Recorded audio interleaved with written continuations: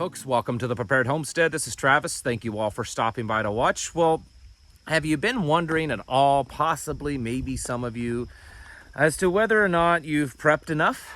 Maybe you think that you've stocked up too much. Maybe you've gone a little too crazy on it and you just have probably more than what you'll ever need. Some of you may be the opposite end. Maybe you're just worried. I just don't have enough. Haven't quite prepared enough, haven't stocked up enough. Well, folks, let me tell you, I don't think you can do too much. I think we're at a stage right now that even if you had 2 or 3 years of food stacked to the ceiling somewhere, I don't really think that that's too much, because even if it's more than what you could eat, you never know down the road what people in your little circle, your friends and family might need, or that you could use it to barter.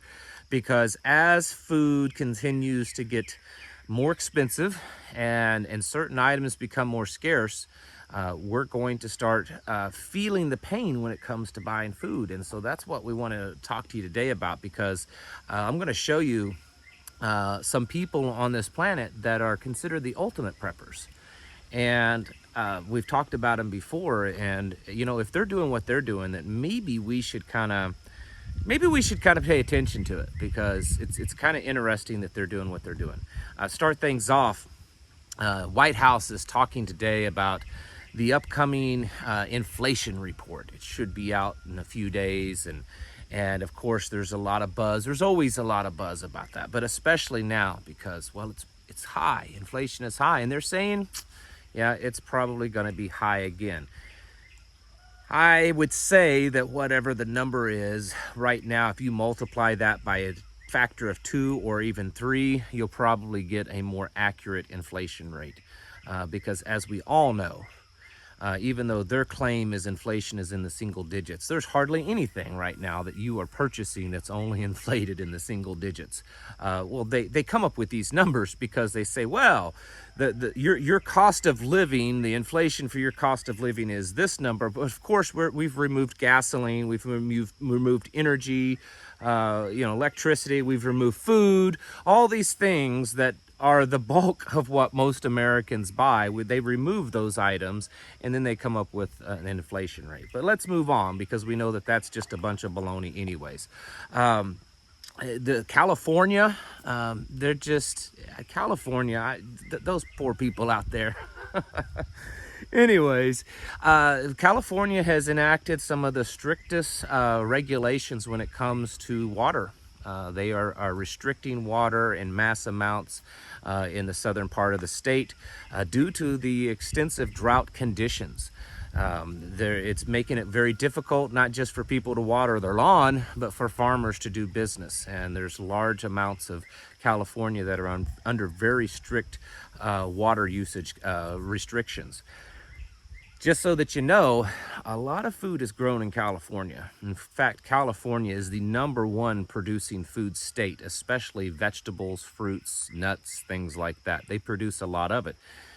And putting these water restrictions on some of these areas, it's certainly going to start affecting. It already has, okay? The drought conditions has already affected crops, but now putting these restrictions on, it's going to affect them even more.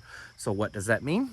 It just means that food's going to be more expensive, and it's going to be a little harder to come by than what we already thought it would be. Along with the whole food and farming theme here, another fertilizer plant, folks, another fertilizer plant, this one in Great Britain. Now, I don't think that Great Britain, at least to my knowledge, is a major producer of fertilizer, but it's still the largest fertilizer plant in Great Britain has been shut down, and they expect it to be a permanent shutdown because there's not enough fuel to keep it going. You know, it takes natural gas. Most of these fertilizer plants run off of natural gas, and the cost of natural gas has skyrocketed to the point that they can't keep the doors open for this business. So there we go. We've had one just the other day explode somewhere over in the Middle East, and then this, and there's the train derailments that we've had in Canada, and I believe in Pennsylvania or Ohio that had fertilizer on them. Of course, there's the fertilizer shortage because of this war between Russia and Ukraine. And like I said, once again, another major plant, fertilizer plant, has been shut down. inevitably that's going to affect the whole system because, as we've said before on here, we live in a global economy. Whether we like it or not, we live in a global economy. And when we start to see effects of certain commodities in other countries, they're going to affect us here. They're going to affect everything. And because whoever's been purchasing that fertilizer from that plant, even if it's in UK, they have to purchase it somewhere else. And so it may increase the imports, which is going to be a drain on certain other countries, wherever it's coming from. So it's just one more thing to add to that. Some crop reports to look at. It's not all bad so far. Now, we're early on in the season here in the United States, but on the major crop reports, corn and soybean is about normal so far. That's what the reports are saying, that they're right within the 5-year average for the amount that's been planted and the condition of what's already been planted. Texas is not looking good. Here's a report from A&M, Texas A&M, and they're saying that a lot of the areas of Texas is 80% short on soil moisture. 80%. That's some devastating numbers, okay? So Texas is really struggling this year, and I think it's gonna have some pretty long-term effects. They're already talking about it. It's gonna be difficult for Texans to keep the lights on come this summer. I mean, it's been hot already and expected to be a very hot year. And a lot of Texas's energy comes from, especially in the west and the southwest of Texas, comes from hydroelectric plants, and there's not enough water to keep these plants running. So there's a lot of problems going on in Texas right now, and really feel for you folks down there. I have a lot of listeners in Texas. My wife, she's a Texan. I mean, and you know how all you Texans are. How do you know someone's a Texan? Just stick around. They'll let you know soon enough. She loves her state that she's from, and it's a good state down there, and it's a shame that so much is happening. I think Texas is big on the target right now of a lot of the left and the globalist. Anyways, some other crop reports, and these are the ones that aren't so good. In wheat is not doing so good. Look at these numbers here. North Dakota and Minnesota, from what I've read, they are the biggest wheat producers, and both of them are not doing too well in wheat. They normally would have somewhere between 95 and 100% of their wheat in the ground, and we're looking at like 60 to 70%. They just have not been able to get their wheat planted, and the reason is because the weather has just been awful. It's been cold, it's been wet, it's been snowing, it's just been awful in a lot of these areas. And it's North Dakota and Minnesota, which are two huge wheat producers in the United States, are really struggling to get their wheat in the ground. And that being said, with all this other wheat problems, just going to make things worse. Talking about wheat, here's an article from AgWeb, and they're basically echoing what we heard a couple of weeks ago from the United Nations when they were saying that there's 10 weeks left of wheat on the planet. And so in this article, they kind of break it down, they do their own analysis of it, and what they estimate is that the planet right now, as it stands, has about 20% of the wheat that it would consume in a year. So however much wheat that this planet consumes in a year, we only have about 20% of that right now. And that is the lowest amount, percentage-wise, for our population than probably ever, than we believe that's ever been. 20% wheat supply, and that's why they're saying that we could see some major wheat shortage. So we have very little in supply.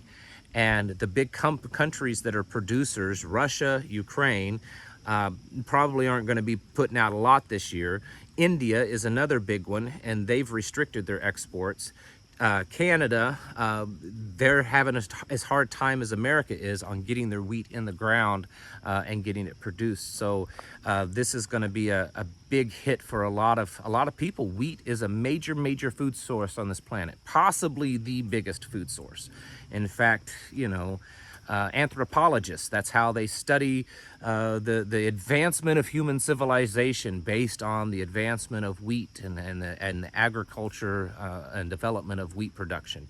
So wheat is very important, and it's not looking very good this year. But there's some more bad news. Now we're getting into the phase of the video where there's someone out there that's probably, I would say, the world's biggest and best prepper. And that's China. We've mentioned China several times on this channel. In fact, I did an entire video talking about the numerous commodities and rare earth minerals and several things, numerous things that China has been stockpiling for years now. And you have to wonder if countries like America and Canada and most of the West aren't really doing that. If we're not taking the initiative to stockpile stuff, and China is, what are they stockpiling for? What are they preparing for? They have massive amounts. In fact, on some of these major commodities and rare earth minerals, they have upwards of 80% of the entire globe's supply just sitting in their reserves. And so when you see something like that, you may not agree with the communist Chinese. I certainly don't agree with their politics. I mean, most of the people in China, people that I've met from China, are some of the best and really great people. But their government, their politics is certainly horrible. And most of us would agree with that. But one thing that you cannot say about the communist Chinese and their government is that they're not intelligent. They're extremely smart, and they plan well in advance, and they kind of think ahead of the curve. And when you're seeing them stockpile as much food as they are, you've got to wonder, what are they stockpiling for? And again, with this wheat, when we talk about 20% of the world's supply of wheat is all the world has, half of that wheat supply in this article, they're saying that half of the world's wheat supply is held by China. Okay, so that's even more to worry about. They're estimating that by the end of this growing cycle, we will have taken that 20% and possibly upped it to 34% of what is needed for the world's wheat supply. But 50% of the world's wheat supply is held by China. So it kind of, in a lot of ways, means that however much wheat is being held, it doesn't really matter because China holds it all. And then one other thing to talk about, this is another thing that they're stocking up on.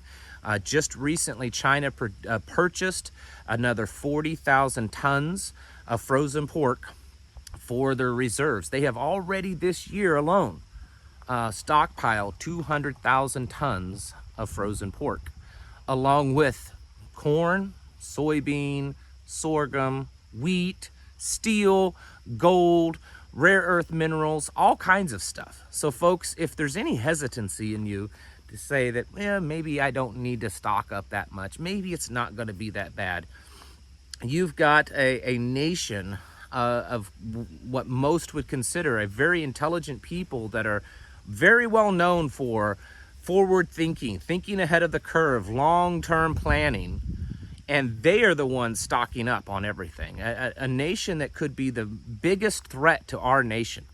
Much bigger than Russia, much bigger than North Korea, much bigger than any other adversary, Iran or anything like that, is China. And if China is stocking up on virtually everything in the world that they can get their hands on, then that should tell you something, that maybe we should take this more serious than we already do. Maybe we should be stocking up even more than we are. Put even more effort into it, because China is certainly doing it. They're stocking up on everything they can possibly think of and stacking it to the rafters. And if that's what they're doing, then maybe we should be doing the same, because I firmly believe we're headed towards a collapse, not just a housing collapse, not just a food collapse, not just a dollar collapse, not just a market collapse, but a total, complete collapse. There's too many factors going on right now. Too many things happening at too many different angles to say any otherwise. I believe that's where we're headed. And folks, you need to continue to get your houses in order. Prepare yourselves mentally, physically, and spiritually. Thank you for watching, and I'll catch you in the next video.